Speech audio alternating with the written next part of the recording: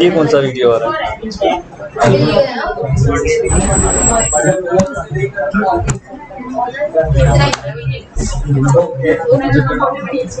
हर्ष कौन है?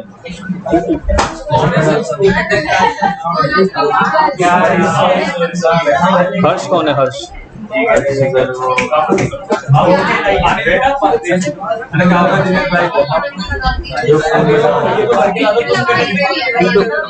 इसका मेरे से क्या लिंक है? स्टूडेंट है सर। नहीं तो ये दिख क्यों रहा है? क्या कह रहे हो? यहाँ पे दिख रहा है।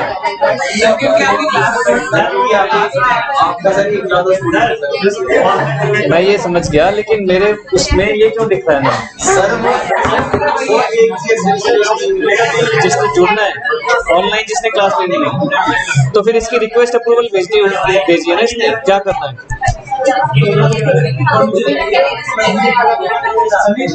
अब कनेक्ट कहाँ करना है?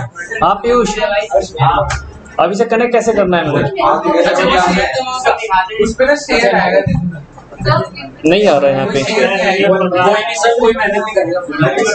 शेयर कहीं नहीं आ रहा। ये तो स्पॉटिफाई मिल गया, ये शेयर करना है।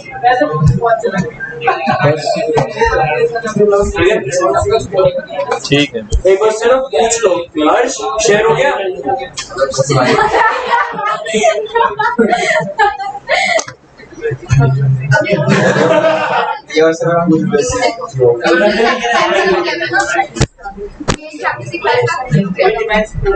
भाई रवि है क्यों ऑनलाइन?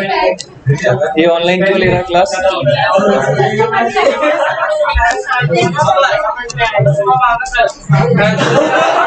मेरा पूछने का मतलब ये ना, ऐसा ना हो कि जबरदस्ती कि चलो आज घर में लेटे लेटे क्लास ले।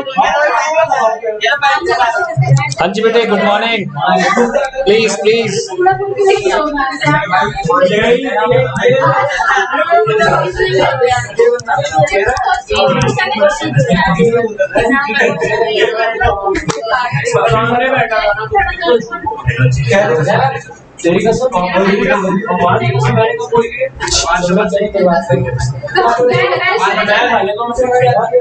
बस शांति।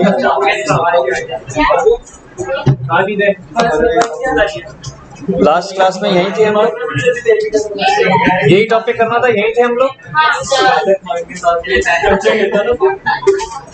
बस बेटे शांत।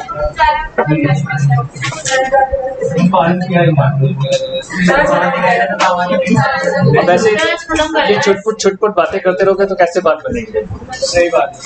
प्लीज। हाँ जी,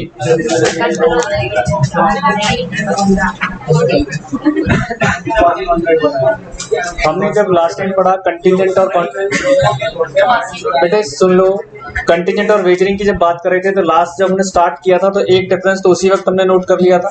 क्या डिफरेंस था, याद है?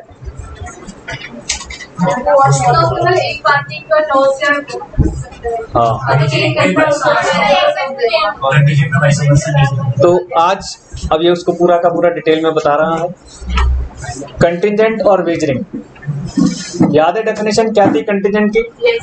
क्या? Contract to do or not to do something.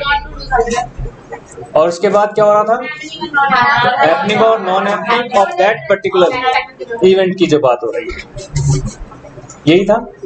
ये पता होना बहुत जरूरी है। और जबकि अगर हम बात करें वेजरिंग कॉन्ट्रैक्ट क्या थे? गैम्बलिंग है ना, जिसमें एक का विन दूसरे का लूज होगा, ये भी उसके अंदर एक था। जबकि कंटिजेंट में ऐसा नहीं था। ठीक है ना? तो सबसे पहले मीनिंग की बात कर रहा है कि मीनिंग क्या है दोनों का। देखे जरा, डेफिनेशन से ही वो मीनिंग को एक्सप्लेन कर रहे हैं कि contingent contract is a contract to do or not to do something with reference to a collateral. इसके साथ एक कोलेट्रल भी था हमारा, और इवेंट हैपनिंग और नॉट हैपनिंग। वो जो कोलेट्रल है वो होगा या नहीं होगा उस पर डिपेंड करता है। जो हमारा इंश्योरेंस, फायर इंश्योरेंस का हमने पढ़ा था, आग लगेगी तो ही होगा कंटिजेंट कॉन्ट्रैक्ट, नहीं तो नहीं होगा। जबकि वेजरिंग कॉन्ट्रैक्ट क्या थे, क्या कह रहा है देखो, a wagering agreement is a promise to give money or money's worth with reference and वहां पर क्या है अनसर्टेन इवेंट। जबकि कंटिजेंट में क्या था, वो इवेंट पहले से पता थी कि या तो ये होगी या नहीं होगी, ठीक है जी। उस एक पर्टिकुलर इवेंट को लेते हैं। यहाँ पर क्या हो रहा था, होगा कि नहीं होगा पता उसमें भी नहीं था। एक तरीके से तो ये वही बात ही होगी ना, कंटिजेंट में भी कह रहे हैं होगा या नहीं होगा, या वेजरिंग में होगा या नहीं होगा, बस ये कि इसमें विन और लूज ट्विंस चल रहे थे, वहां पर ऐसा नहीं। वहां पर इंश्योरेंस कंपनी ने आग लगेगी तो मुझे देना ही देना है, और ऐसा नहीं है कि आग नहीं लगेगी तो मैं दूंगा, वो खेल नहीं। जबकि वेजरिंग में क्या था, अनसर्टेन इवेंट हैपनिंग और नॉट हैपनिंग। रेसिप्रोकल प्रोमिसेस की बात करें, कंटिजेंट में था क्या, भाई आग लगेगी तो मिलेगा, रिवर्स में तो नहीं है। जबकि यहाँ पर क्या था, वेजरिंग में रेसिप्रोकल प्रॉमिस है, आप जीतोगे तो मैं आपको दूंगा और मैं जीतूंगा तो आप जीतेंगे। Uncertain event, contingent contract the event is collateral थी। यहाँ पर क्या कह रहा है, wagering contract the uncertain event is the core factor. ये कोलेट्रल के लिए तौर पर चल रही थी, जिसको एक बार कभी कभी हम कोलेट्रल को आप लोगों ने एक मीनिंग भी बताया था, क्या था, गिरवी रखना। यहाँ पर एज सच कुछ गिरवी नहीं था, लेकिन वो ट्रांजैक्शन उसके साथ कोलेट्रल थी हमारे मेन कॉन्ट्रैक्ट के साथ। हमारा जो कॉन्ट्रैक्ट बना आपके इंश्योरेंस का, लेकिन उसके साथ एक कोलेट्रल इवेंट थी, वो आग लगना या नहीं लगना। नेचर ऑफ कॉन्ट्रैक्ट क्या कह रहा है, कह रहा है कंटिजेंट कॉन्ट्रैक्ट में नॉट बी वेजरिंग। जबकि वेजरिंग क्या है, तभी मिलता जुलता लग रहा है ना, आप कहते हैं कि उसमें भी है इसमें भी है, इसीलिए यहाँ पर वो साफ कह रहा है मे नॉट बी वेजरिंग, जबकि इसके अंदर ध्यान से पढ़ रहे कंटिजेंट कॉन्ट्रैक्ट जो है वो वेजरिंग हो सकता है। हाँ कैसे बोलो वेजरिंग एग्रीमेंट एसेंशियल कैसे हो गया, क्या चीज, एसेंशियल कैसे हो गया,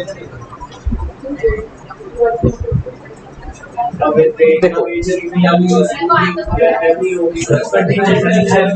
वो यही तो देखो जो डिफरेंस है, डिफरेंस में जो वही बताने चाह रहा है कि वेजरिंग में क्या था, एक का विन दूसरे का लॉस, एक का विन दूसरे का लॉस, तो वन साइडेड तो है। आग लगना, अगर मतलब आग लगेगा तो लॉस किसका हुआ, इंश्योरेंस कंपनी का, वन साइडेड तो दिख रहा है ना, एक चीज तो दिख रही है, दूसरी चीज नहीं दिख रही बस, कि आग नहीं लगेगी तो मैं तो नहीं दूंगा, लेकिन इनडायरेक्टली हम पहले उसके लिए कॉन्ट्रैक्ट कर चुके क्योंकि जो हम प्रीमियम पे कर रहे हैं। जबकि इसके अंदर वो कह रहा है कि मे नॉट बी, इसमें तो एसेंशियली है, यानी जो वेजरिंग कॉन्ट्रैक्ट है वो अपने आप में कंटिजेंट नेचर तो है ही है, क्योंकि उसमें कहीं ना कहीं अनसर्टेनिटी ऑफ इवेंट भी तो है। आग लगना सर्टेनिटी तो नहीं है, लेकिन आग लगना जो है वो कोलेट्रल इवेंट है, लेकिन सर्टेनिटी उसमें भी नहीं है। और वेजरिंग में भी यही था, बारिश होना या ना होना, वहां पर बस वेजरिंग में ये हुआ था, बारिश ना होने के साथ, होना या ना होने के साथ हमने एक मनी टर्म जोड़ दी थी। यहाँ पर बारिश होना या ना होने का पीछे क्या है कि हमारी वो कोलेट्रल इवेंट है कि अगर बारिश होगी तो हम ये करेंगे, नहीं होगी तो नहीं करेंगे। इसीलिए कुछ एक जगहों पर थोड़े थोड़े से माइन्यूट डिफरेंसेस रहते हैं, तो तभी वो आपको समझाने की कोशिश कर रहा है कि जो कंटिजेंट कॉन्ट्रैक्ट है वो मे नॉट बी वेजरिंग, जबकि जो वेजरिंग जो एग्रीमेंट है वो एसेंशियली क्या है, क्या है essentially contingent, essentially contingent. Last, interest of contingent parties, contracting party, sorry, the contracting parties have interest in subject matter in the contingent contract। subject matter क्या था,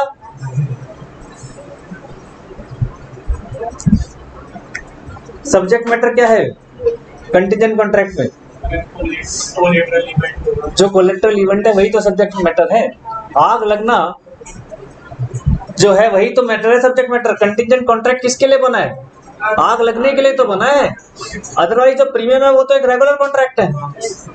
कंटिजेंट कॉन्ट्रैक्ट तो वही आग लगने के लिए तो कह रहा है, और जबकि इसके अंदर क्या है, कॉन्ट्रैक्टिंग पार्टीज है नो इंटरेस्ट इन, यानी बारिश से उनका कोई लेना देना नहीं है, हो या ना हो, वो तो एक शर्त, एक गैम्बल खेल रहे, जीते या ना जीते। मैंने उस दिन एक बार समझाया भी था जब हम बात कर रहे थे वेजरिंग की, कि आज बारिश हमें दिखा कि बारिश के ऊपर नहीं, अच्छा चलो ठीक है, आज मैच देखो कौन सा है, उन्होंने कहा जी आज इंडिया फला मैच, अच्छा चलो वो कैंसिल हो गया, अरे छोड़ो फुटबॉल का मैच देखो कौन सा है, हमारे लिए वो सब्जेक्ट मैटर ही नहीं है।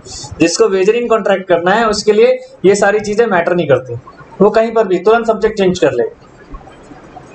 लेकिन जब आप एक बार इंश्योरेंस में एंटर कर गए और आपने जो एग्रीमेंट किया है रेंट उसके लिए, फायर के लिए, तो क्या आप उसे चेंज कर पाएंगे? हमने तब कहा भी था कि अगर आग लगी है तो नुकसान आग लगने वाला ही भरपाई होगी, बाढ़ की वजह से कोई नुकसान हुआ तो वो भरपाई नहीं होगी, है नुकसान ही।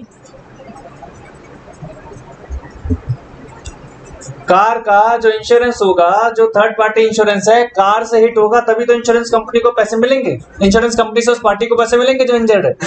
लेकिन आपने कराया कार का इंश्योरेंस है और ठोक दिया अपनी बाइक से, मिलेंगे क्या? नहीं, दम नहीं मिलेंगे।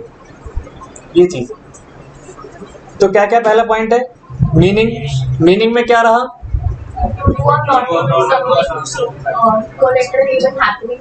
कोलेट्रल के अंदर आ गया इसके अंदर, और इसके अंदर क्या था हमारा? मनी का लेन देन है और इस अनसर्टेन इवेंट के ऊपर डिपेंड कर रहा है। जबकि रेसिप्रोकल प्रॉमिसेस, उसके अंदर कंटिजेंट में रेसिप्रोकल प्रॉमिस नहीं है, इसमें तो रेसिप्रोकल प्रॉमिस है, मैं जीतूंगा तो पैसे मुझे मिलेंगे, आप जीतोगे तो पैसे आपको मिलेंगे, एक का विन दूसरे का लूज उसके अंदर है ही। अनसर्टेन इवेंट, उसमें कोलेट्रल है और इसमें अनसर्टेन। नेचर ऑफ कॉन्ट्रैक्ट, उसने बोल दिया कि मे नॉट बी, और जबकि इसके अंदर वो क्या कह रहा है, जो वेजरिंग एग्रीमेंट है वो हमारे एसेंशियली कंटिजेंट। और सब्जेक्ट मैटर, उसमें कोलेट्रल है, इसमें सब्जेक्ट मैटर हमारा तुरंत चेंज हो जाएंगे, उसमें हमारे को मैटर फर्क ही नहीं पड़ता। अच्छा, अब क्या कह रहा है आगे? Doctrine of mutuality of loss and gain. जो म्यूचुअली लॉस और गेन की बात हो रही है, इसमें क्या कह रहा है? कंटिजेंट कॉन्ट्रैक्ट में है कोई लॉस और गेन नहीं है इसमें, यानी एक का लॉस एक का गेन वाला खेल नहीं चलेगा, जबकि वेजरिंग के अंदर चल रहा है। किसी को भी लॉस हो सकता है, किसी को भी गेन, जबकि कंटिजेंट के अंदर आग लगेगी तो ही इंश्योरेंस कंपनी पैसे देगी, नहीं तो नहीं देगी, बट वो भी वहां पर कोई लॉस और गेन वाला खेल नहीं है। इफेक्ट क्या है? कंटिजेंट कॉन्ट्रैक्ट हमारे यहाँ वैलिड है, जबकि वेजरिंग तो वेजरिंग अलाउड ही नहीं है इंडियन लॉ के अंदर। सिर्फ ये 6 नाम नोट कर लो, जिससे कि पॉइंट्स याद हो तो एक्सप्लेन करना आसान हो जाएगा फटाफट। पहला मीनिंग, दूसरा रेसिप्रोकल प्रॉमिसेस, सिर्फ ये 6 नाम लिख लीजिए फटाफट। मीनिंग, रेसिप्रोकल प्रॉमिसेस,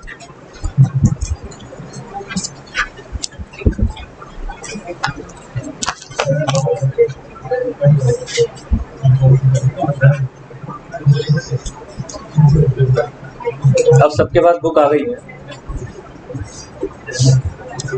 लिख लो। फिर भी मैंने कहा था लिखने से हैंडराइटिंग भी अच्छी होती है, कोई नुकसान नहीं होता।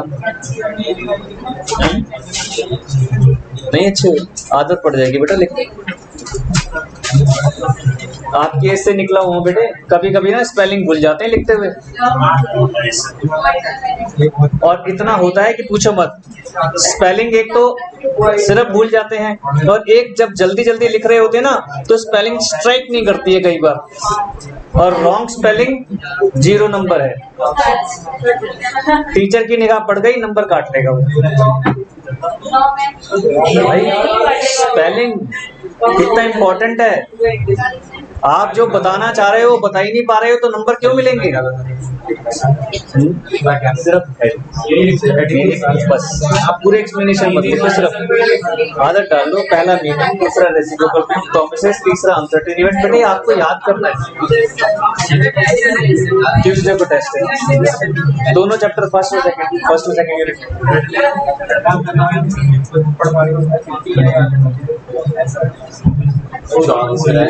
जो भी टेस्ट होगा कम्युलेटिव बेसिस पर होगा।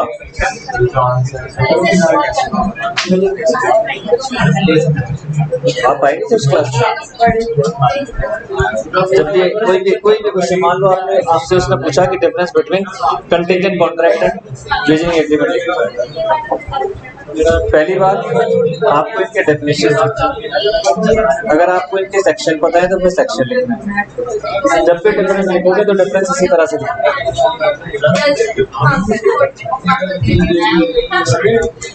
जब भी आप लोग डिफरेंस लिखेंगे, डिफरेंस इसी तरह से लिख कर आना, अपने पैराग्राफ फॉर्मेट में मत लिखाना। मैं फिर बता रहा हूँ आपको। हाँ,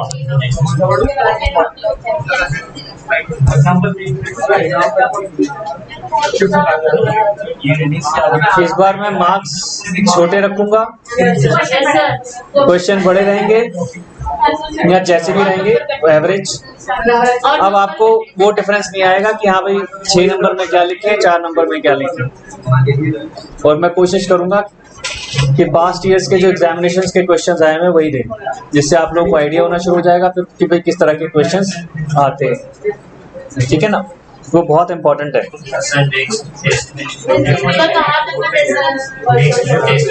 यूनिट 1, यूनिट 2 जब भी टेस्ट आएगा कम्युलेटिव बेसिस पर आएगा। थर्ड टेस्ट होगा तो थर्ड टेस्ट में फर्स्ट सेकंड दोनों रहेंगे। ऐसा कुछ नहीं है कि फर्स्ट और सेकंड यूनिट दोनों आएंगे।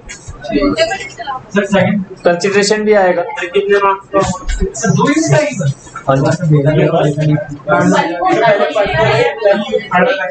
अभी धीरे धीरे बढ़ाते जाएंगे।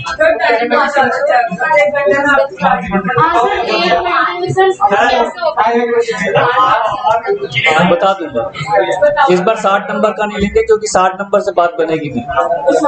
मार्क्स कम करूंगा तभी और कैसे करूंगा, फिर क्वेश्चंस बढ़ जाएंगे, फिर कहोगे इतना सारा कैसे करेंगे। हमने लास्ट कुछ क्लासेस पहले क्वेसी कॉन्ट्रैक्ट हमने डिस्कस किया और उसका मैंने एग्जांपल क्या दिया था, वॉलेट पर। सबको मैंने कहा था कि मान लीजिए आपका वॉलेट सड़क पर गिर गया और वो किसी और को मिल गया, तो ये उसकी ड्यूटी है कि वो आप तक आपका पर्स पहुंचाए। अगर वो आप तक आपका पर्स नहीं पहुंचाता और आपको पता चल जाता है कि आपका पर्स उसकी कस्टडी में है, तो आप उसके अगेंस्ट एक्शन ले सकते हैं। इस तरह के जो कॉन्ट्रैक्ट्स होते हैं वो क्वेसी कॉन्ट्रैक्ट है, जबकि आपस में दोनों पार्टीज के बीच में कोई भी एग्रीमेंट नहीं हुआ, कोई भी एक दूसरे को नहीं जानते, एक भी एसेंशियल एलिमेंट पूरा नहीं है। हमारे जो एसेंशियल एलिमेंट्स हैं कॉन्ट्रैक्ट को वैलिड बनाने वाले, उसमें से कोई भी पूरा नहीं हो रहा होता, उसके बावजूद भी ये कॉन्ट्रैक्ट बन जाता है। इस तरह के कॉन्ट्रैक्ट्स को बोलते हैं क्वेसी कॉन्ट्रैक्ट्स। ठीक है, और पूरी तरह से स्टैंड करते हैं कोर्ट ऑफ लॉ के अंदर और सामने वाली पार्टी के ऊपर एक्शन बन जाता है अगर वो कुछ भी।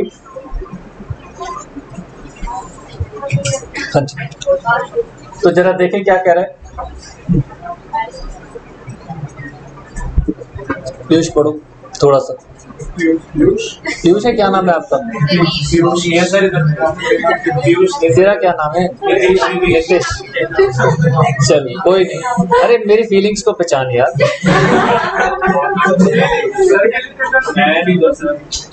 सर कुछ भी बोलोगे मजाक उड़ाएंगे।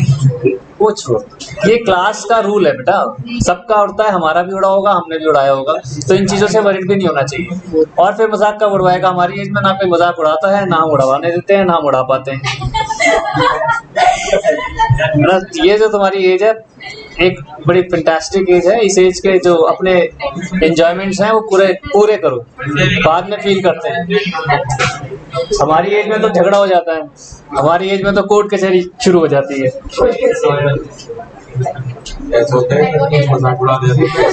हाँ? एक बार तो हमारे सर्किट कोर्ट में 2 वकील साहब बहुत सिर्फ मजाक में बहुत तगड़ा लड़ पड़े। क्या छोड़िए, पढ़ो बेटा नितिश, मेरे पास करो भाई। पढ़ो। A valid contract must contain certain essentials. ये हम जानते हैं, वैलिड कॉन्ट्रैक्ट को एक्सप्लेन कर रहा है पहले कि वैलिड कॉन्ट्रैक्ट में हम जानते थे कि कुछ एसेंशियल्स थे, पहले उसको एक्सप्लेन कर रहा है। तो ऐसी कॉन्ट्रैक्ट की भूमिका बनाना, देखो आंसर को लिखने का तरीका देखो। अगर आपको बुक गाइड कर रही है तो गाइड कर रही है कि क्वेसी कॉन्ट्रैक्ट पूछा है, तो जरूरी नहीं है कि आप क्वेसी कॉन्ट्रैक्ट से ही स्टार्ट करें। कितना अच्छा स्टाइल है लिखने का कि उन्होंने स्टाइल कहां से स्टार्ट किया है, वैलिड कॉन्ट्रैक्ट से। ये राइटिंग स्किल्स में काउंट होते हैं बेटा, इन चीजों को समझो। हम लोग इन चीजों में अटेंटिव नहीं रहते तो बाद में यही समस्या आती है। मैं हर बार यही कह रहा हूं, जितना मर्जी हंस बोल लो, लेकिन जो हम बोल रहे हैं वो सुन लो और किसी तरीके से उसको ज़हन में उतार लो। क्योंकि देखो ये बुक आपको गाइड कर रही है कि किस तरह से आंसर लिखना है। नहीं लिखते हो आप लोग और आप तो कह रहे थे कि जितना एसेंशियल है सिर्फ उतना नहीं, उतना अननेसेसरी बनाना नहीं है। वही बात मैं क्या कह रहा हूँ, मैंने आपको ये नहीं कहा कि भाई ऐसे ही, लेकिन एक स्टाइल बता रहा हूँ कि देखो क्या स्टाइल है लिखने का। This is the way of expressing your answer. जैसे आपने मुझसे पूछा कि 6 नंबर का क्वेश्चन, अब मान लो ये 6 नंबर में आ जाता तब आप क्या करोगे? तो आपके पास डिफरेंट ऑप्शंस दिमाग में होने चाहिए। सिचुएशनल होते हैं कि नहीं होते हैं? क्रिकेटर सिचुएशनल होता है ना। एक वही क्रिकेटर 5 डे मैच भी खेलता है, 50 भी खेलता है और 20 भी खेलता है। क्या तीनों के अंदर सेम स्टाइल ऑफ बैटिंग होती है, बॉलिंग होती है? नहीं ना, सिचुएशनल होता है। तो आप भी तो सिचुएशनल होगे कि नहीं होगे? कंटेंट से याद होने जरूरी है, फिर आपको उस हिसाब से देखना है कि किस पिच पर खड़े हो। 2 नंबर का आ जाएगा तो मैं क्यों कहूंगा कि इतना लिखो, सीधा क्वेसी कॉन्ट्रैक्ट पर अटैक, खत्म करो, एग्जाम्पल देकर फिनिश ऑफ कर दो। लेकिन अगर मान लो 4-5 नंबर का आ गया बेटा, तो आप लोग भी सिर्फ क्वेसी कॉन्ट्रैक्ट में कितना लिख दोगे फिर? अगर सिर्फ उसने डिफाइन लिख दिया by chance, define quasi contract, ठीक है, उसके आगे भी आ जाएंगे हम, लेकिन शुरुआत की बात हो रही है। ये मैं आपको राइटिंग स्किल्स की बात बता रहा हूँ। अकेले थोड़ी यहाँ पर काम आएगा, आपके और भी जगह काम आएगा। अभी आपने कौन सा सारी जंग जीत लेनी है? अभी इंटरव्यू तो है, फिर फाइनल भी तो है। जो स्किल्स यहाँ से सीखते हुए चलोगे, कहीं ना कहीं आगे यूज होंगे। और जरूरी नहीं है कि ऐसी जो चीज सीखते हैं वो कहीं ना कहीं यूज हो ही जाती है, ये बाद में पता चलता है। मेरे से बच्चे पूछते थे कि सर मैथ्स ले या ना ले, तो मैं कहता था कि आपकी कैपेसिटी पर डिपेंड करता है। कैपेसिटी है तो जरूर हो। तो कहते यूज क्या है, मैं कहूँ बाद में पता चलेगा, है ना। बनाना सुबह सुबह खाने का यूज तो मैंने कहा किसी को भी नहीं पता, और पता सबको ही है। बॉडी के अंदर जाने के बाद अपने आप अपने यूज दे देता है। अब मैं बताकर कि भाई ये इसमें ये मिलेगा, इसमें ये मिलेगा, इसमें ये, वो पॉसिबल नहीं। ये चीजें समझो। तुम लोग बहुत मजाक में ले रहे हो, मेरे को लग रहा है कई बार ना लॉ को। मजाक में मत लो बेटा। मैं ये नहीं कह रहा और क्लासेस में गप्पे मारो, कम से कम लॉ में तो बिल्कुल ही मत मारा करो, ऐसा सब्जेक्ट है। तो वैलिड कॉन्ट्रैक्ट से स्टार्ट कर रहा है। वैलिड कॉन्ट्रैक्ट के अंदर वो कह रहा है कि वैलिड कॉन्ट्रैक्ट कौन सा होता था? जिसने एसेंशियल एलिमेंट्स कंप्लीट कर लिए, एसेंशियल एलिमेंट्स फुलफिल कर लिए, such as offer and acceptance, capacity to contract, consideration and free consent. अभी उसने सिर्फ मोटे मोटे बात समझा, है ना। आगे but sometimes the law implies a promise imposing obligations on one party and conferring rights in favor of the other, even when there is no offer. अब देखो यही बता रहे हैं। हाँ, मैं जो बता रहा हूँ कैसे शुरू कर रहा है, क्योंकि जबकि कोई ऑफर नहीं है उसके बावजूद भी वो राइट्स क्रिएट करवा रहा है। कोई एक्सेप्टेंस नहीं है, कोई भी वैलिडिटी फुलफिल नहीं हो रही, लेकिन उसके बावजूद भी दूसरे के राइट्स क्रिएट हो रहे हैं। आगे Even when there is no offer, no acceptance, no general consent, lawful consideration, etc., and in fact, neither agreement nor promise. ये तो हमने शुरू से ही पढ़ा। सबसे पहले प्रॉमिस बनना जरूरी है ना। सबसे एसेंशियल तो प्रॉमिस से स्टार्ट होगा, फिर कंसिडरेशन जुड़ेगा, फिर एग्रीमेंट बनेगा, एग्रीमेंट के बाद लीगलिटी आ जाएगी, तब जाकर कॉन्ट्रैक्ट बनेगा। वो कह रहा कुछ भी नहीं है। Such as Such cases are not contract in the strict sense, ये हम जानते हैं, हमने पहले ही पढ़ लिया। But Court recognize recognizes them as relations resembling those of contracts and enforces them as if they were contracts. Court of law कह रहा है कि भाई ये रिकॉग्नाइज किए जाएंगे एज कॉन्ट्रैक्ट। अभी बताया कुछ नहीं है, बस वो ये बता रहा है कि जहां पर ये सब चीजें फुलफिल नहीं हो रही उसके बावजूद भी कोर्ट रिजेंबल करता है उसको किससे, एज अ वैलिड कॉन्ट्रैक्ट से। Hence the term quasi contract that is resembling a contract. तो ये जो टर्म है यहाँ कर बनी कि आपकी शुरुआत किस तरीके से होगी कि क्वासी कॉन्ट्रैक्ट क्या है,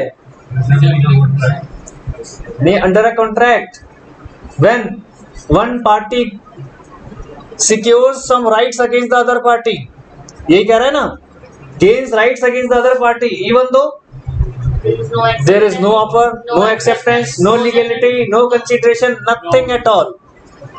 As per law, it will not be considered as contract, but here court of law resembles it as a contract and also known as quasi contract. इस तरीके से आप इसको डिफाइन करेंगे। नहीं, court of law एक pronunciation है। Even in the absence of a contract, certain social relationships give rise to certain specific obligations to be performed by certain persons. These are known as quasi-contracts, as they create same obligations as in the case of. तो लिखे एक छोटी सी definition लिख लीजिए।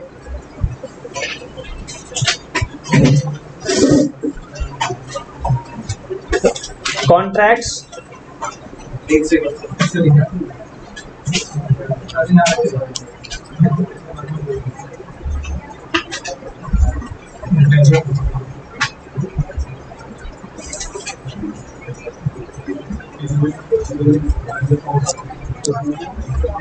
contracts which are not fulfilling any of the essential of a valid contract,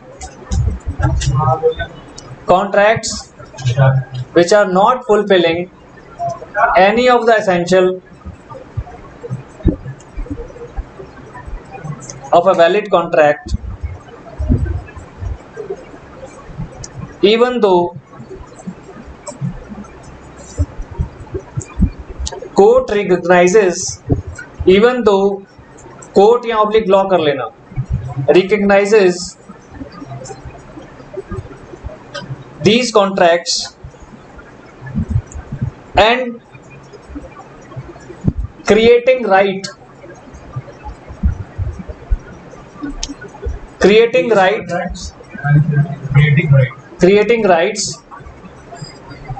in favor of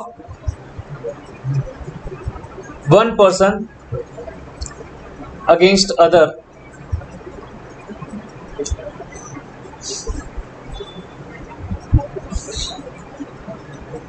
are termed as quasi contract, are termed as quasi contracts, are termed as quasi contracts।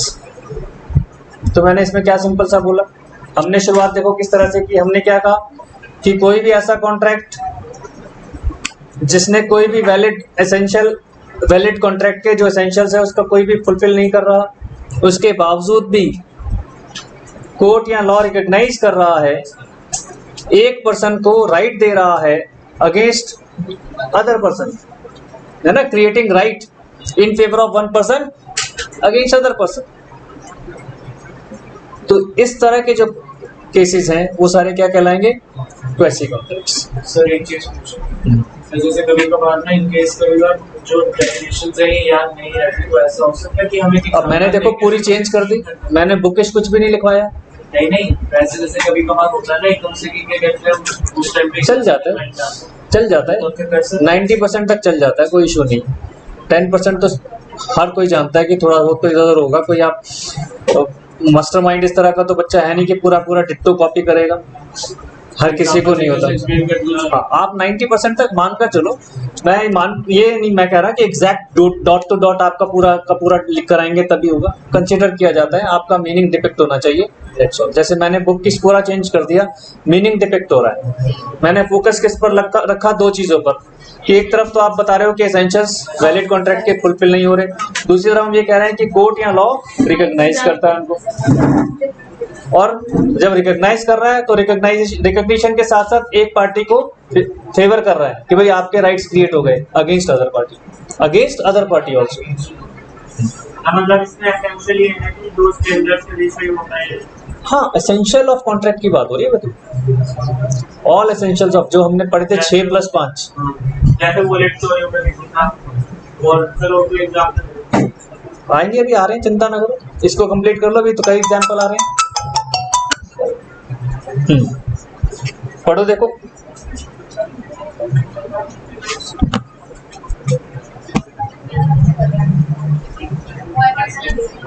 हाँ जी,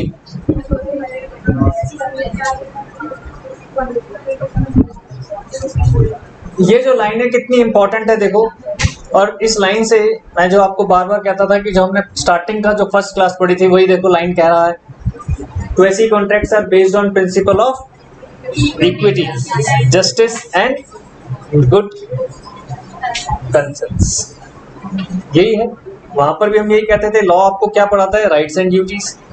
जब बात rights and duties पर आ जाएगी तो rights and duties से मिलकर समझ में आ रहा है कि हाँ भाई वो क्या कह रहा है, क्या है? Principal of equity. आपको गलत नहीं सोचना, आपको ये नहीं सोचना कि ये मुफ्त में मिल गया मेरा है, नहीं, आपको ये भी सोचना है कि ये मेरा नहीं है तो किसका है, जिसका है उसको दिया जाए। ये है प्रिंसिपल ऑफ इक्विटी, है ना? सिर्फ मेरा नहीं, सबके लिए बराबर, कि जो जिसका है वो उसी को मिलना चाहिए। यही पढ़ा था हमने राइट उसमें, जो जिसका है वो उसी को मिलना चाहिए, लॉ यही कहता है सिर्फ। तो वही है प्रिंसिपल ऑफ इक्विटी। देखो बेटे, तो ये लाइन लिख ही लो तो ज्यादा अच्छा रहेगा। इन्वर्टेड कॉमास में कैपिटल लेटर में लिख लो आप, इन्वर्टेड कॉमास में कैपिटल लेटर में लिख लीजिए, quasi contracts are based on principle of equity, comma justice and good conscience.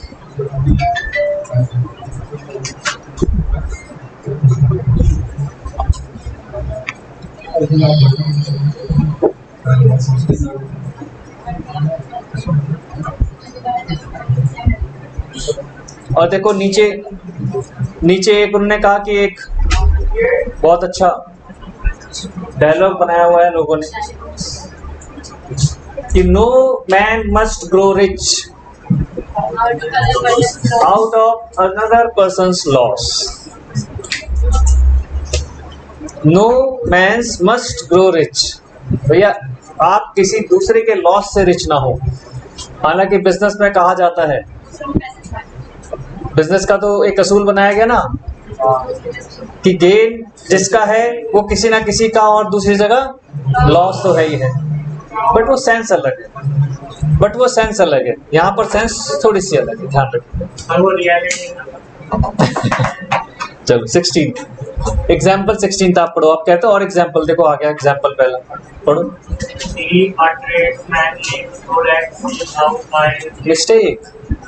By mistake भूल गया वो उसके घर।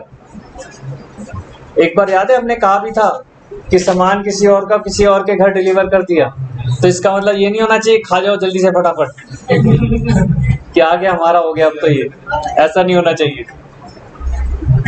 ऐसा लोगों को मिथ भी है, हाँ, लेकिन लोगों को मिथ है, खाने पे डिपेंड नहीं करता, जेब पे डिपेंड करता है ना। उसके बाद क्या होगा, अपने आप जेब पर असर आएगा उसका। तो अभी उसके वो बताएगा रिपरकशंस कि किसी और का आया हुआ खाना आप अपने घर पर ले लो और खा लो तो क्या होगा। हाँ सही तो कह रहा है कि भैया बस वो है कि वो बेचारा अगर शरीफ होगा तो छोड़ देगा, नहीं तो he can make a claim against you. नहीं, कंज्यूमर कोर्ट में नहीं आता, मैं तरीका बताता हाँ जी बेटा, क्या कहता है? A tradesman leave goods at C's out by mistake, C treats the goods as his own and C is bound to pay for the goods. ठीक है sir, you will be held bound to pay। 17 पढ़ो। A is some money to B by mistake. It is really due to C. D must refund the money to A. अभी एक recently case आया था, किसी दूसरी country का है, bank ने गलती से कुछ करोड़ रुपए एक पर्सन के अकाउंट में ट्रांसफर कर दिए, गलती से। एक्चुअली क्या था, वो एम्प्लॉय था उस कंपनी का, पैसे कंपनी के थे, उसको सैलरी देनी थी। सैलरी अकाउंट से ट्रांसफर होती है, जैसे मान लीजिए उसको सैलरी मिलनी थी 6,000 रुपये, वो गलती से, जैसे हम लोग एक स्लैश डालते हैं रुपीस के लिए, वहां पर गलती से CR लग गया। मान लो उसकी तनख्वाह होगी $6, तो उसके अकाउंट में $6 करोड़ पहुंच गए। अब एम्प्लॉय को पता चल गया, एक रियल केस बता रहा हूँ, अभी कुछ दिन पहले आया था, एम्प्लॉय को पता चल गया और वो रातों रात निकाल के गायब हो गया। अब क्या हुआ, उसके अगेंस्ट कंप्लेंट हो गई, 420 की फौज सब लग गया उसके अगेंस्ट, भाग और गए भाई साहब, है ना। अब ठीक है, वो जो बात की बात है, लेकिन उसके अगेंस्ट कंप्लेंट हो गई। कहाँ तक भाग कर जाओगे, दूसरी कंट्री के लिए तो वीजा चाहिए भाई, ऐसे थोड़ी भाग जाओगे। यूरोप में चलो कि है, यूरोप के अंदर तो चलता है कि कुछ कंट्रीज के अंदर आपस में टाई अप है कि बिना वीजा के चले जाते हैं, लेकिन कब तक। तो मैं एक बात बता रहा हूँ कि उसके अगेंस्ट केस के बेस पर हुआ कि भाई ये पैसा आपका था नहीं, आपको लौटाना बनता है, और आप बल्कि निकाल कर भाग गए। ठीक है जी, हाँ जी, आप कुछ कह रहे थे। तो ऐसा सोचना नहीं है बेटा, है ना। CA बनना है तो CA बनने के बाद अच्छे काम कराने हैं, कहीं पता चला क्लाइंटों को कहो कि बेटा निकाल और भाग जा।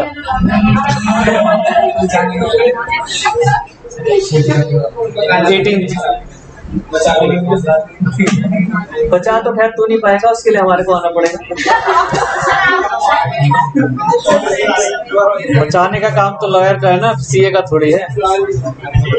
चल लॉ की फील्ड में घुसेगा, पढ़ बेटा। A fruit parcel is delivered under a mistake to R to consume a fruit ending them as present. R must return the parcel not paid for the fruit. Also, there is no agreement between R and the crew owner. Yet, he is bound to pay and the loads are चल, मतलब मैं जहाँ तक समझ रहा हूँ सारे जवाब आपको मिल गए। आपके पिज्जा वीजा डिलीवरी बॉय जो आपकी गलती से आपके घर पे छोड़ देंगे, तो आप लोग अलर्ट रहना, ठीक है। यहाँ तक तो सबको समझ आ गया। अब वो क्या कह रहा है, कैपिटल लेटर वाला, These relations are called as quasi contracts obligations। ऊपर के एग्जाम्पल्स के बाद वो समझाने की कोशिश कर रहा है कि क्या है ये क्वेसी कॉन्ट्रैक्ट्स हैं आपके ये। In India it is also called as certain relation resembling those contracts created by law। या कैसे कह रहा है, resembling those created by contracts।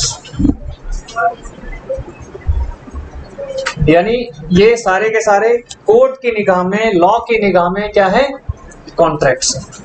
Although आपको लग रहा था कि कोई कॉन्ट्रैक्ट नहीं है, मैं बच जाऊंगा, तो आप बचेंगे नहीं, ठीक है।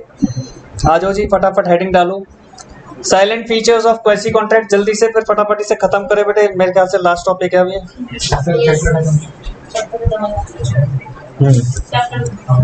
खत्म हो जाएगा जल्दी से, आप लोग डिस्कशन इतना कर जाते हो कई बार, अच्छी बात भी है, खैर नॉलेज के लिए अच्छा है, टाइम कंज्यूम होता है। Salient features of quasi contracts बेटा, हेडिंग डाल लीजिए।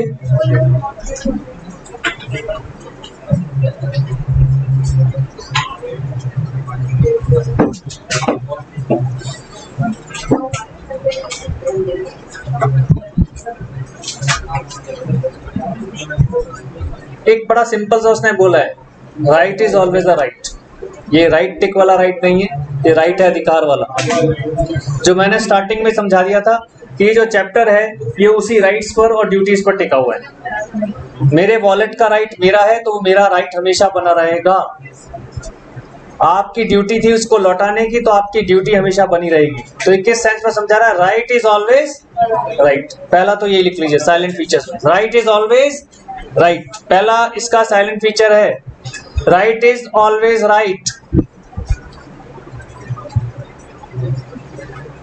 हालांकि आगे और एक्सप्लेन करना है, इन टर्म्स ऑफ मनी आ जाएगा वो। अब जैसे वो कह रहा है कि आपने खा लिया मान लीजिए पिज्जा, तो या तो पिज्जा लौटाओगे या पिज्जा के पैसे लौटाओगे, इन टर्म्स ऑफ मनी आ जाएगा। दोनों ही ना लौटाए तो कुछ तो मारले में छोड़ोगे, फिर वकील कहाँ से खाएंगे? अब समझे हैं? मैं ये कह रहा हूँ, फिर कोर्ट में केस आ जाएगा बेटा, अगर नहीं दोगे तो बट ऑब्वियसली जिसका राइट है वो तो जाएगा केस करने।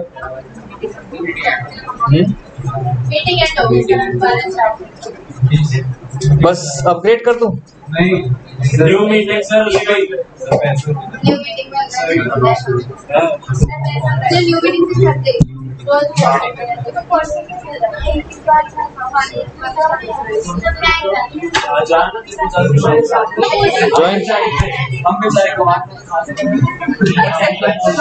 से करते screen share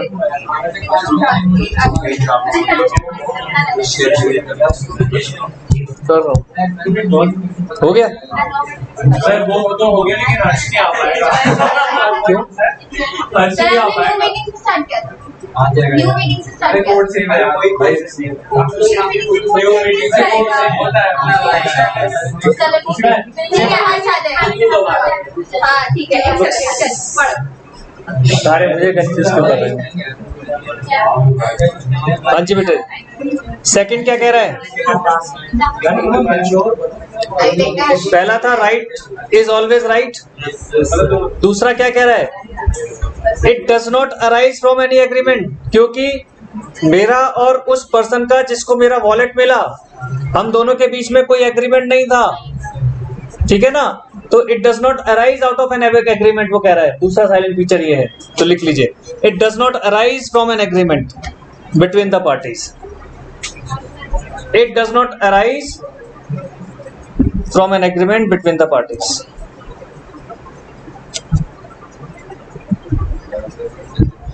It does not arise from an agreement between the parties. ठीक है जी, तो उससे आगे एक्सप्लेन भी कर रहा है कि एग्रीमेंट की वजह से नहीं होता है, it was imposed by law actually. अब ब्रैकेट में लिख लीजिए इम्पोज्ड बाय लॉ।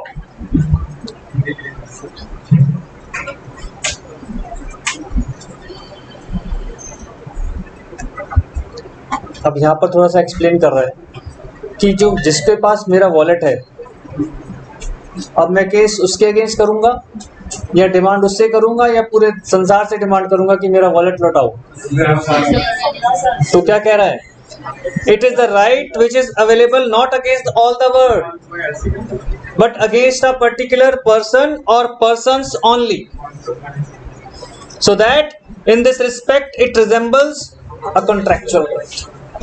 यानी मैं जब कोर्ट में जब जाऊंगा तो मेरा जो कंप्लेंट है मेरी जो होगी वो किसके अगेंस्ट होगी? जिसके पास मेरा वॉलेट है। तो लिख लीजिए right against a particular person only, right against a particular person only.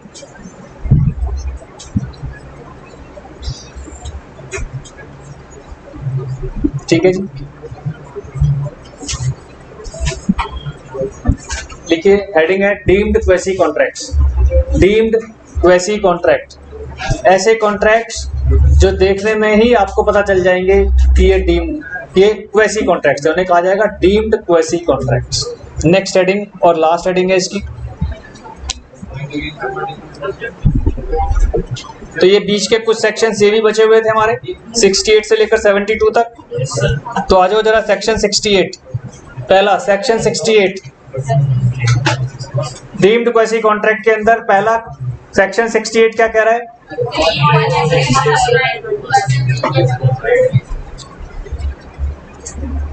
क्या हो गया बेटा? तुम चारों अलग अलग बेंच पे बैठा करो, तुम चारों। मैं भी सब ऐसे ही नहीं ऐसे एक के पीछे। आगे से कल से ही ध्यान रखना, मेरी क्लास में at least be cooperate with all of them कि ऐसे बैठे हैं। हम लोग की कुछ ना कुछ चलती रहती है बातचीत कंटिन्यूअसली। अच्छा चलो इस बार तो ऐसा रहा होगा, but not always, I think so.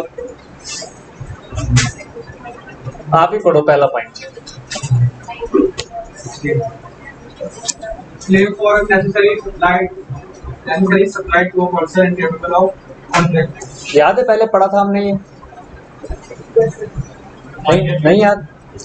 जो कैपेबल पर्सन नहीं है हमने उनको नेसेसिटी सप्लाई की, तो माइनर के केस में तो हमने पढ़ा हुआ है, माइनर के केस में तो 100% पढ़ा हुआ है। एग्जाम्पल भी हमारा साथ चल रहा था। इसमें साथ में और भी लोगों को ले आया कि जो मान लो लिनाटिक है या कुछ है, अगर वो भी कुछ नेसेसिटी के लिए काम कर लेता है। नेसेसिटी क्या होती है? जरूरत।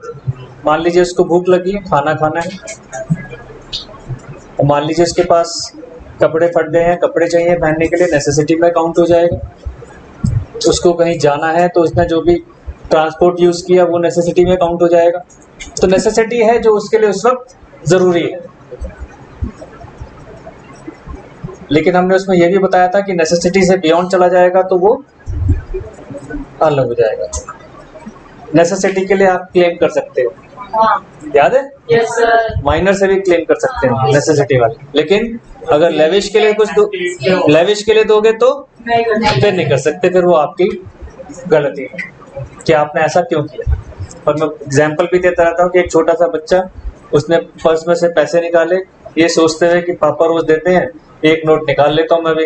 अब पापा तो देते थे 10 रुपए का नोट, उसने निकाल लिया 2000 रुपए का नोट। अब उसे क्या पता फर्क 10 और 2000 में। तो जाके कह रहा है टॉफी दे दो अंकल। ये मैंने एग्जाम्पल दिया था आपको।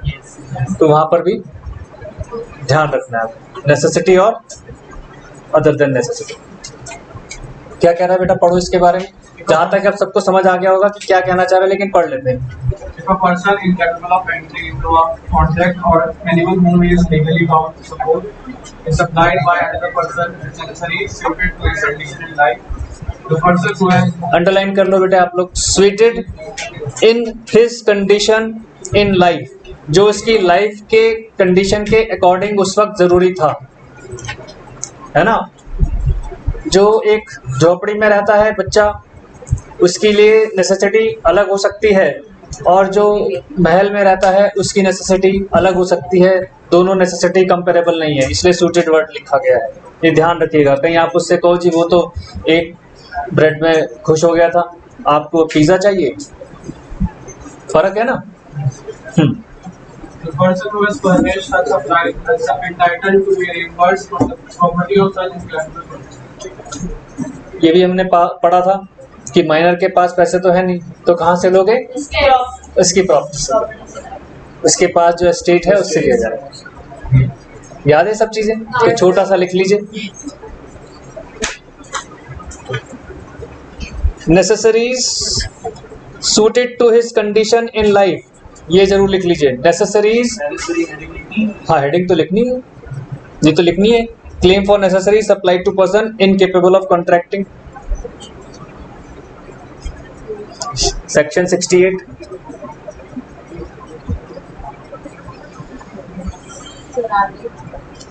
क्या लिख लिया आपने? Necessary suited to his condition in life. In life,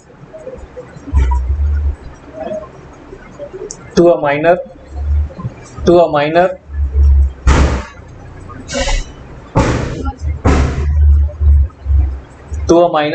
a person who is incapable, to a minor, क्या लिख लिया बताओ आपने? हेडिंग लिखी है तो लिखो, necessary suited to his condition in life,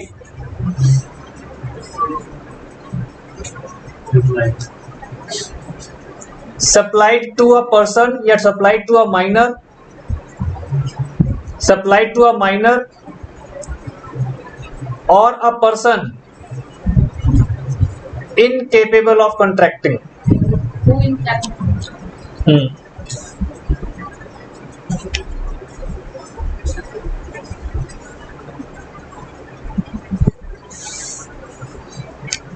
dot dot डालकर लिखो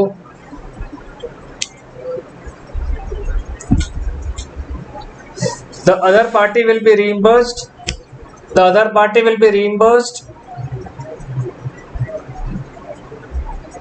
The other party will be reimbursed from the property of such incapable person. The other party will be reimbursed from the property of such incapable person.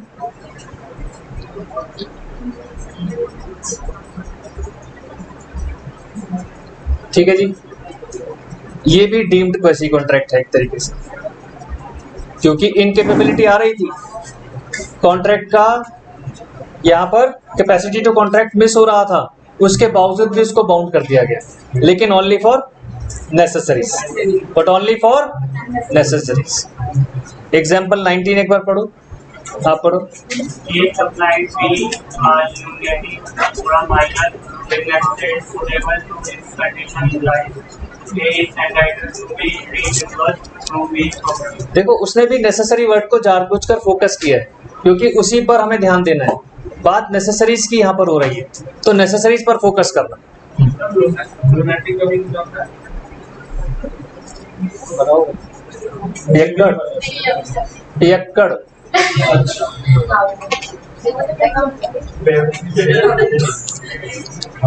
हाँ तो वो उस वक्त वो incapable हो गया ना, वो पैर पड़े रहते हैं कहीं पर भी किसी कोने में, है किसी भी दुकान पे जाएंगे, खाना दो तो खाना खा लिया, अब नेसेसिटी है वो उसकी।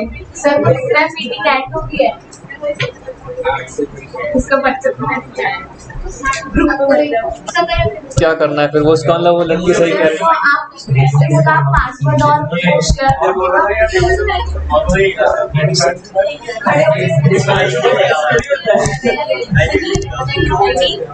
मुझे क्यों नहीं लिखता डायरेक्ट? नहीं नेट ही नहीं चल रहा है यहाँ पर शायद बेटा, नेट ही नहीं चल रहा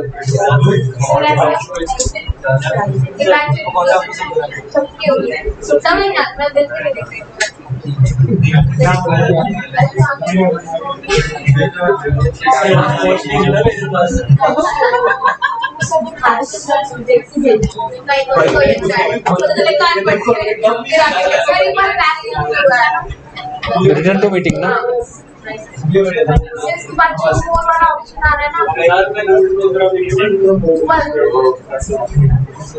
राइट कॉर्नर पे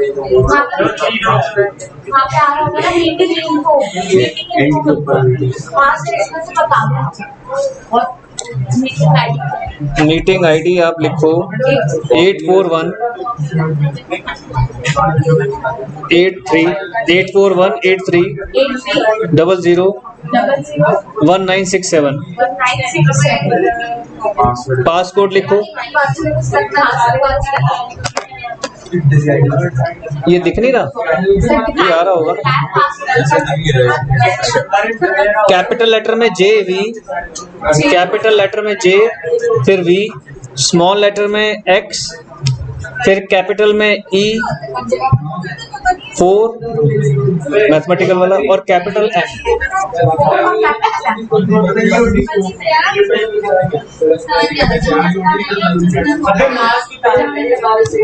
बड़ा कोविड हो रहा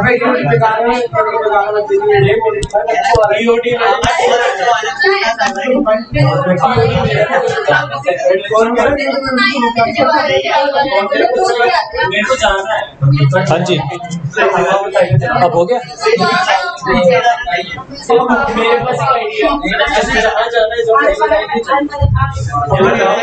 अब देखो उसने एक चीज बड़ी इंपॉर्टेंट बताई है यहाँ पर कि ये पॉसिबल कब है। अब जो पार्टी जिसने आपके ऊपर या जिस भी एक पर्सन के ऊपर नेसेसिटीज के लिए खर्च किया, उस पार्टी को क्या करना पड़ेगा, वो क्लेम कब ले पाएगा। देखो क्या कह रहा है, to establish his claim the supplier must prove not only the goods were supplied to the person who was minor or a lunatic, but also that they were suitable to his actual requirements. Necessity भी है और साथ में उसकी actual requirements के according है at the time of sale and belated. ये दोनों चीजें किसने प्रूव करनी है? जो क्लेम कर रहा है। ठीक है जी, लिखो second, payment by an interested person.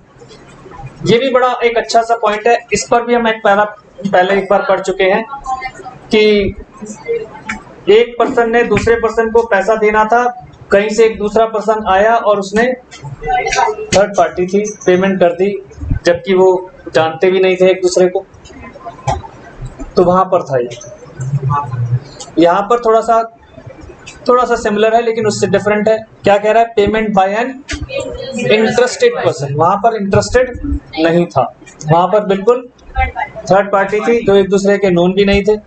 Section 69 है, क्या कह रहा है? देखो एक बार बेटे ये भी पढ़ लें। A person who is interested in the payment of money which another is bound to pay by law. मैंने किसी को पेमेंट करना है 10 लाख रुपए का, मेरे पास पैसा नहीं है, कोई मेरा स्टूडेंट, उसको लगा कि सर इन नीड है, वो गया और मेरे बिहाफ पर उस पार्टी को पेमेंट कर दिया, कम या पूरा जो भी है, दैट डिपेंड्स। तो क्या कह रहा है? Therefore it is entitled to be reimbursed by the other. तो क्या ये कॉन्ट्रैक्ट बनेगा या नहीं बनेगा? तो उसमें हमने उस वक्त भी पढ़ा था, यहाँ तो फिर भी आ गया कि इंटरेस्टेड है। वहां पर तो ये हो गया था कि वो आया, उसके बावजूद भी जान पहचान नहीं है, कुछ भी नहीं है, तब भी वो कोर्ट में ये नहीं कह सकता कि पैसा मेरे को उसने दिया, इसने नहीं दिया। तो वहां पर सिंपल आ जाएगा कि उन्होंने आपको किसके बिहाफ पर दिया? सर के बिहाफ पर दिया। किसने दिया? फलाने दिया। इसका मतलब पेमेंट आपके पास पहुंच गया। This will be a contract. Nature को ऐसी का है, जबकि मेरे स्टूडेंट और मेरे क्रेडिटर के बीच में आपस में कोई एग्रीमेंट नहीं, कोई कुछ नहीं। ठीक है, याद रहेगा। This was section 69। आ जाओ जी सेक्शन 70। नहीं तो ये काम हो गया तो साफ है, अपने आप में हेडिंग पूरी। सेक्शन 70 नॉन ग्रेशियस कॉन्ट्रैक्ट की बात कर रहा है। नॉन ग्रेशियस एक्ट कह रहा है, लिखो जरा section 70।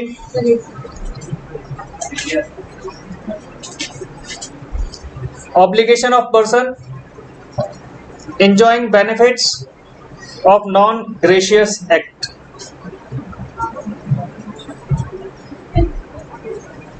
Obligation of person enjoying benefits of non-gracious act. Non-gracious act आ रहा है अभी, वो भी आ जाएगा, डोंट वरी।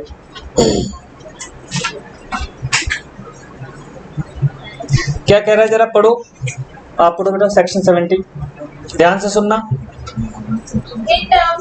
आपको सिर्फ पॉज का ध्यान रखा करो, आप पढ़ती बहुत अच्छा हो, थोड़ा सा पॉज का, ये कब लगाना है। In terms of section 70 of the Act, where a person lawfully does anything for another person or delivers anything to him, not intending to do so graciously, and such other person enjoys the benefit thereof, the latter is bound to pay compensation to the former in respect of or to restore the things so done or delivered. देखो legal language में पूरा लिखा है उसने। क्या होते हैं gracious act? कुछ आ रहा है, हिंट समझ में आ रहा है इससे? नहीं। ग्रेशियस एक्ट्स हैं आपके जो आप किसी फीलिंग्स के अंडर कर जाएं। ग्रेशियस एक्ट रिलेशनशिप में कर जाएं, वो ग्रेशियस एक्ट्स है। जो आप फीलिंग्स के अंदर या किसी रिलेशनशिप में आ जाएं तो उसकी वजह से जो आप कर जाएं, तो वो ग्रेशियस एक्ट्स हो जाते हैं। एग्जाम्पल वही जो आपके फादर आपके लिए करते हैं या आप अपने ब्रदर के लिए करते हैं, ऐसे बहुत सारे एक्ट्स, उन सब में ग्रेशियस एक्ट्स कहलाते हैं। वो नॉन ग्रेशियस, उसमें आपका क्या है, बिजनेस नहीं होता। यहाँ पर बात इसलिए कह रहे हैं उनसे हटकर है ना। जब उनसे हटकर है तो क्या कह रहे हैं, समझे जरा। इन टर्म ऑफ सेक्शन 70 क्या कह रहा है, where a person lawfully does anything for another person. आपने लॉफुली लीगली कुछ किया किसी दूसरे पर्सन के लिए, or delivers anything to him not intending to do so graciously। और आपकी इंटेंशन वहां पर इंटेंशन ऐसी नहीं है कि हाँ भाई मैं इसके साथ इसकी कुछ हेल्प कर रहा हूँ या मैं इसके ऊपर कुछ पार्टी कर ली, तो उस तरह से उस वाली इंटेंशन आपकी बिल्कुल भी नहीं है, नॉन ग्रेशियस इंटेंशन है। And such other person enjoys the benefit thereof, और मैंने जो एक्ट किया या आपने जो एक्ट किया उसके लिए नॉन ग्रेशियसली उसने उसका बेनिफिट भी ले लिया।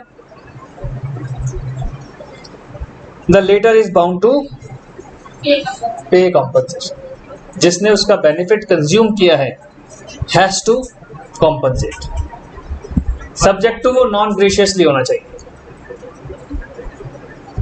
आपने फ्रेंडशिप निभाने के लिए किया है तो आप बाउंड नहीं है, आप क्लेम नहीं कर पाएंगे और ना उसको पे करने की। लेकिन जब आपकी इंटेंशन क्या है, साफ साफ बोल दिया है, लॉफुली। जब अपने दोस्त के साथ कहीं पर पार्टी करने जाते हैं, खाने पीने जाते हैं, तो वहां पर आपकी इंटेंशन लॉफुली नहीं होती, वहां पर इंटेंशन होती है तेरी पॉकेट नहीं तो मेरी पॉकेट सही।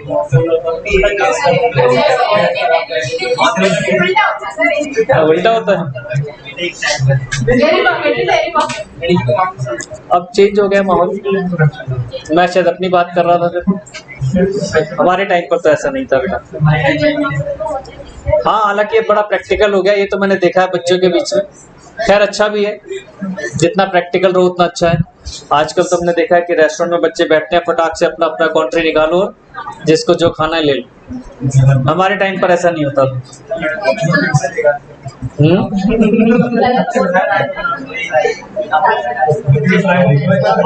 नहीं, बात यहाँ पर लड़का और लड़की की नहीं है। हाँ, ऐसे मत सोचो, जेंडरिज्म पे मत जाओ। ये एक प्रैक्टिकल अप्रोच हो गई है, ये बहुत अच्छी बात है। नहीं देखो, फिर इसमें सुन लो, तो हम जो बात कर रहे हैं वो क्या आ गई कि लीगल इंटेंशन। अगर आपकी लीगल इंटेंशन वहां पर है तो आप फिर क्लेम कर सकते हैं। जैसे उसने कहा भाई मेरी तो लीगल इंटेंशन होती है, ठीक है, तो मेरा मोबाइल नंबर तेरे पास जरूर होना चाहिए।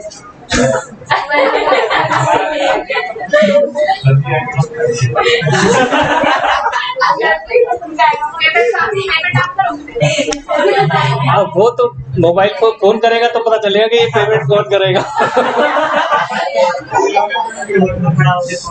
हाँ?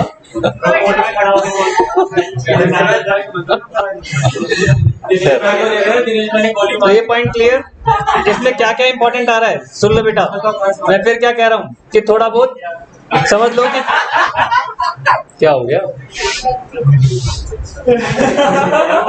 ये सारे बच्चों को नोट रखना, जब ये सीए बन जाएंगे तो इनसे अलर्ट रहना पड़ेगा। हाँ जी, तो लिख लीजिए छोटा सा, where a person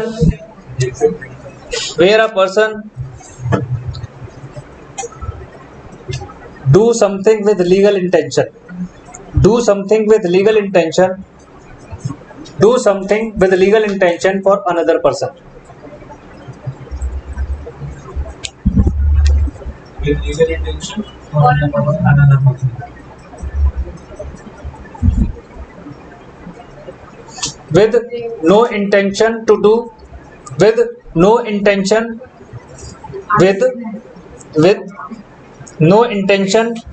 to do graciously.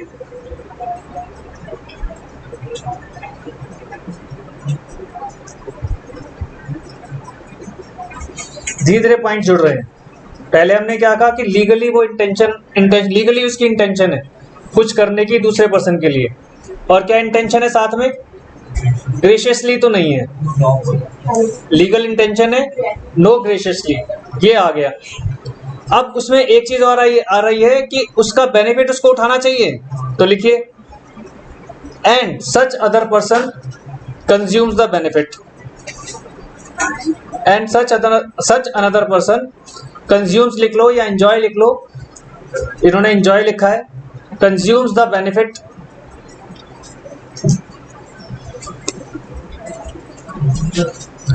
Benefit out of it, जो भी इससे उसको बेनिफिट मिलता था वो उसने कंज्यूम कर लिए, ठीक है। फिर डॉट डॉट डालकर लिखो this other person will be held liable, this other person will be held liable to pay compensation.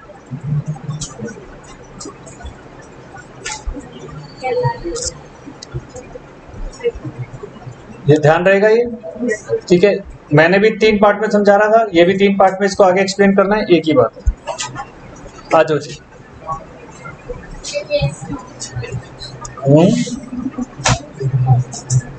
ये केस पढ़ लेते हैं।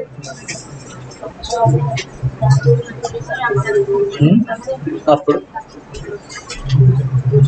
The above can be illustrated by a case law where a government servant was compulsorily retired by the government.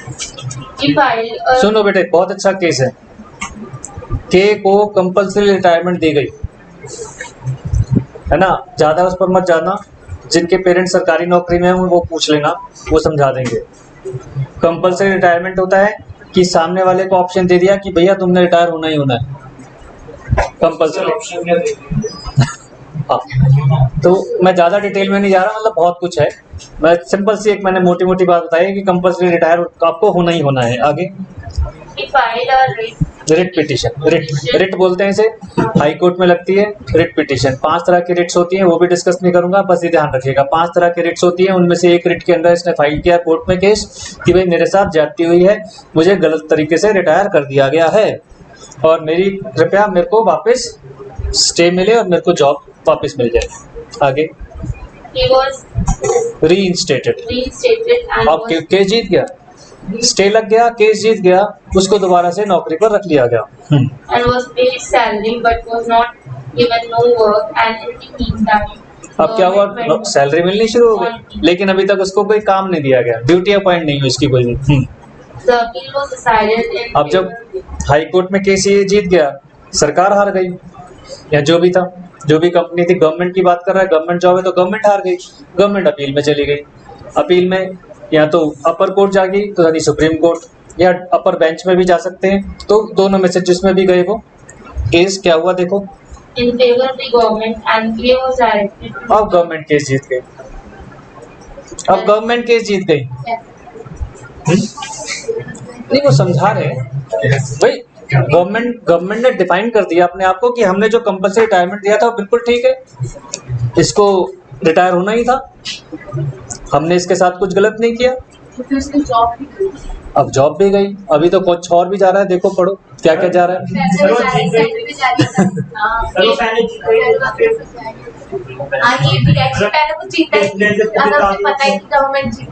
देखो बेटा,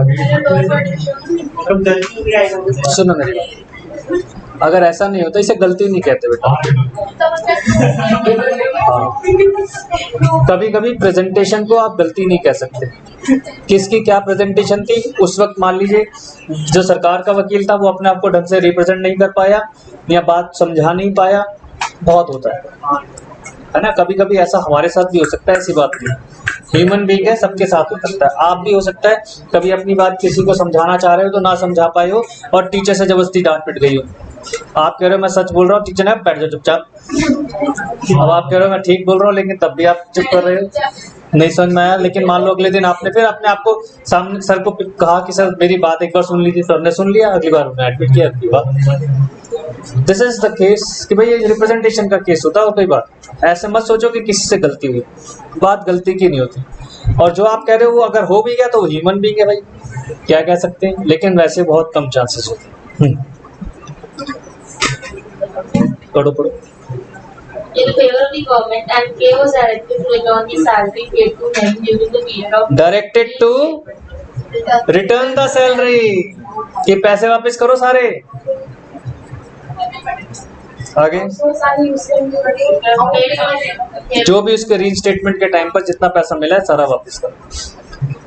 हमने ऐसे ये case जीता था, सामने वाली पार्टी को एक साथ 48 लाख रुपीस मिले थे। गवर्नमेंट सर्वेंट था, हमें हमारी फीस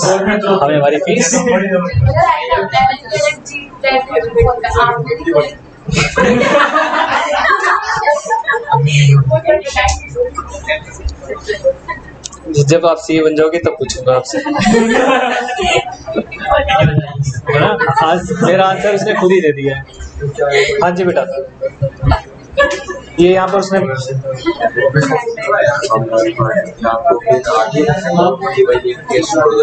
अरे छोड़ यार, वो सब चलता रहता है। अभी कैमरा ऑन। हाँ जी, आप क्या कह रहे हैं? ये क्लियर सबको? आसान था। 71 responsibility of a finder of goods, ये मैं नहीं एक्सप्लेन करूंगा, ये तो कितनी बार एक्सप्लेन करते आ रहे हैं स्टार्टिंग से ही। मेरा वॉलेट जिसको मिला, हाँ?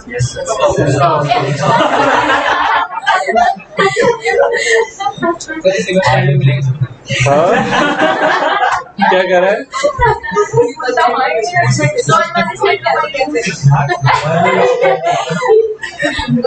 Responsibility of finder of goods, एक बार जल्दी से पढ़ जाओ जिससे कि कुछ नया मिले तो बाई चांस उसको मार्क कर।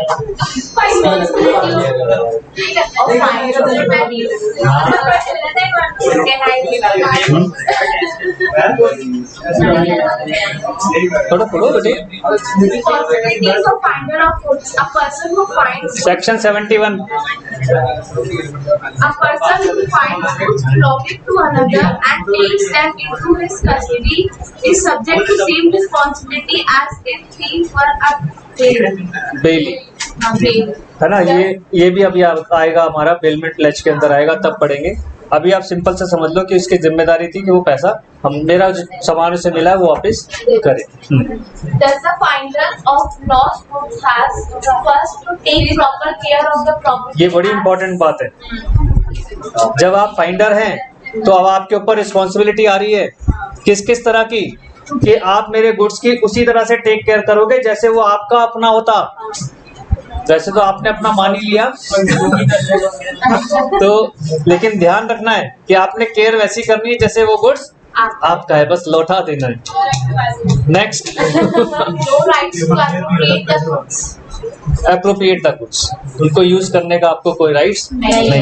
But to restore the goods if the owner owner is, अब आपकी तीसरी जिम्मेदारी फिर वापस करने की। तो पुलिस आपको दे देगी।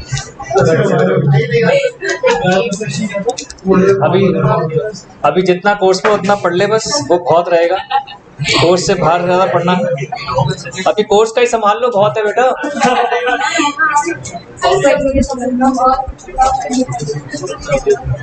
ये एग्जाम्पल जल्दी से पढ़ डालो बेटे। और ये समझ आ गया? 3 तरह की रिस्पॉन्सिबिलिटी है। पहला, सामान जो मिलेगा आप उसकी केयर कैसे करोगे जैसे वो आपका अपना है। दूसरा, उसको आप अप्रोप्रिएट यूज करने का आपको राइट नहीं है। तीसरा, रिस्टोर, ये ध्यान रखना है। सेक्शन 71। हाँ जी, ये केस पढ़ दो। H picked up a diamond on the floor of H shops and handed over the same F to keep till the owner was found. In spite of the best efforts, the true owner could not be traced. After the lapse of some weeks, H tendered to F the lawful expenses incurred by him and requested to return the diamond to him. F refused to do so. F must return the diamond to H as he was entitled to retain the goods found against everybody except the true owner. तो क्या किया उसने, क्या decision आया भाई? पढ़ो जरा पीछे से, आप पढ़ो दोबारा से एक बार, लास्ट वाला हेड। वैसे केस समझ में आ गया क्या हुआ था? चलो बताओ, ब्रीफ करो।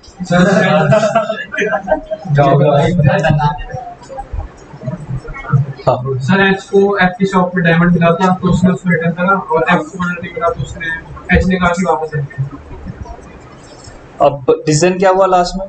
F must return the diamond to H as he was entitled to take the goods found against everybody except the true. Accept कर, समझ रहे बात? तो बेसिकली तो उसी के पास आ गया जिसको मिला था। बाद में इसके अंदर आपको जब आप कह रहे हो ना कि अगर नहीं मिलेगा तो क्या करेंगे, तो वो एक अलग इशू है बेटे। अभी आप सिंपल सा ही पढ़ो कि आपको अपनी 3 क्या ड्यूटी फुलफिल करनी है। Next, section 72। Money paid by mistake or under course, ये तो मैंने अभी एग्जांपल दिया था कि बैंक ने गलती से पैसा ट्रांसफर कर दिया और वो पैसा लेके भाग गया है, तो वो गलत है। लेकिन इसमें थोड़ा सा क्वेश्चन भी वो ऐड कर रहा है साथ में, मिस्टेक के साथ साथ क्वेश्चन भी ऐड हो रही है। वैसे तो साफ साफ पता चल रहा है कि मिस्टेक है तो वापस करना जिम्मेदारी है। क्वेश्चन में भी यही कहा गया था कि do not have an illegal right, अगर आप धमकी से ले रहे हो तो वो तो पैसा आपको वापस करना ही पड़ेगा। तो देखो यही कह रहा है, a person to whom money has been paid or anything delivered by mistake or under coercion must repay.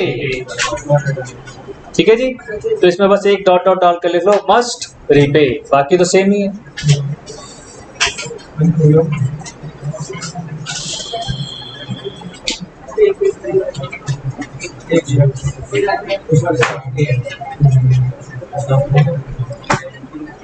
अब जैसे गवर्नमेंट एजेंसीज में बहुत होता है,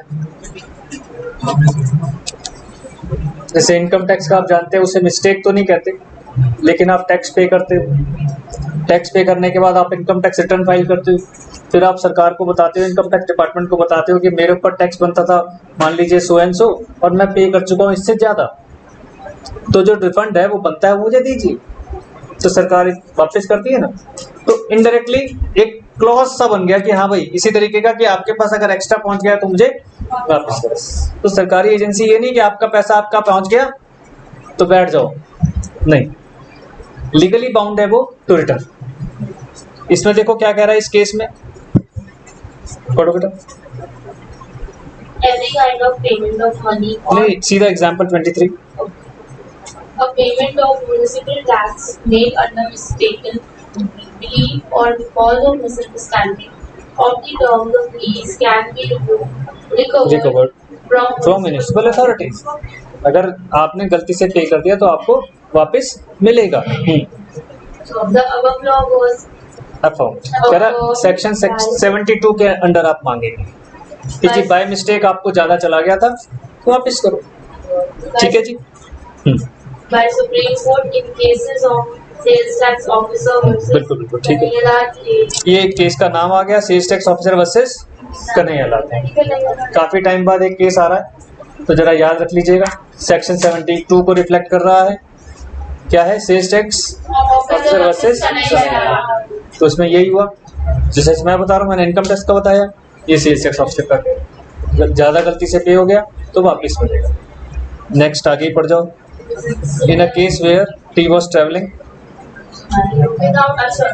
In the case where T was traveling without ticket in tram car, and on checking, he was asking to pay P5 as penalty to compound transaction. T filed a suit against the corporation for recovery on the ground that it was not exhausted from him. The suit was decreed in his favor.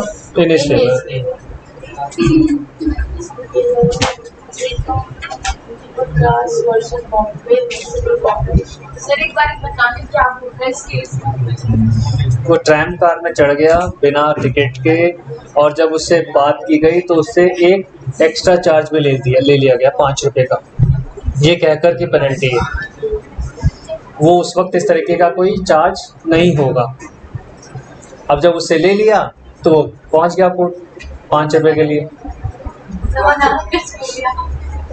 और वो जीत गया। तो मैंने तो बताया था आपको 1 रुपए के लिए केस लड़ा था। केस तो जुनूनी होता है बेटा, ये तो एक जुनूनी होता है। केस करता है मतलब कितने टाइम तक केस होता है, मतलब टाइम सॉल्व जाता है और उसकी हियरिंग्स होती है, बहुत टाइम लग जाता है। ऐसी बात, पुराने टाइमों में तो बहुत लगता है। मैंने बताया था ना कि एक ऑफिसर थे, उन्होंने जब रेलवे वालों से अपना टिकट का पैसा वापस मांगा तो रेलवे वालों ने 1 रुपया कम दिया था। रेलवे वालों ने ट्रांसफर कर दिया उनके बैंक में 1 रुपया कम, वो उस 1 रुपया कम के लिए केस लड़ गए, 20 साल बाद मिला था।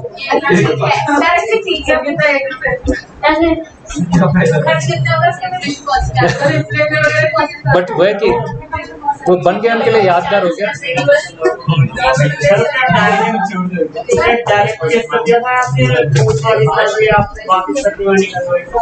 हाँ वो तो पूरी चिट्ठी पत्री करते हैं। जब शायद कि मुझे कैंसिल करना है तो नहीं कर सकता हूँ ना। तो मैंने आपको बताया था ना, ये मैटर होता है कि किस तरह का सेक्शन, हर सेक्शन पर आप कंपाउंड नहीं कर सकते, कुछ सेक्शंस में आप कंपाउंड कर सकते हैं। हर केस को आप वापस नहीं ले सकते, और कुछ केसेस हैं जो मैंने बताया था, जब आप पढ़ेंगे पूरा लॉ तो उसमें बता दिया जाता है कि ये वाले केसेस आप वापस ले सकते हो, ये वाले केसेस आप वापस नहीं ले सकते, क्योंकि उसमें कोर्ट भी तो फिर बुरा मानती है ना। अब कल ही मैं कोर्ट में था तो एक वकील साहब ने एक केस वापस लेना था, और ये वापस कौन लेता है?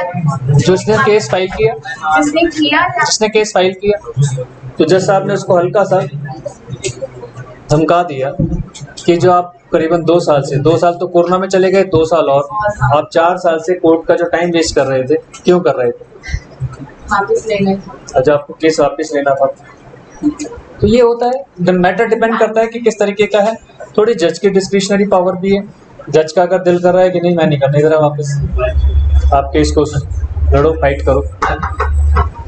क्योंकि मेरा नहीं है ना, कई बार लोग इसको मिसयूज कर जाते हैं, ये एक वो बन जाता है सिस्टम, इस तरीके से सामने वाली पार्टी को हैरेस करके रखा, जब देखा हैरेस हो गई, अच्छा चलो वापस।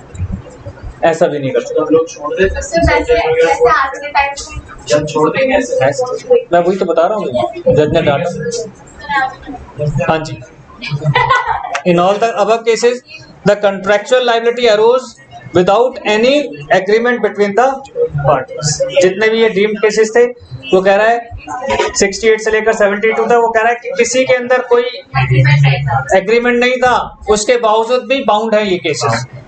ठीक है, क्वेसी कॉन्ट्रैक्ट और सिंपल कॉन्ट्रैक्ट के डिफरेंस जो हमने पहले से पढ़ लिए हैं, आप देख सकते हो, ये भी वैलिड है, और उसने हमें कह भी दिया कि इम्पोज्ड बाय लॉ होते हैं।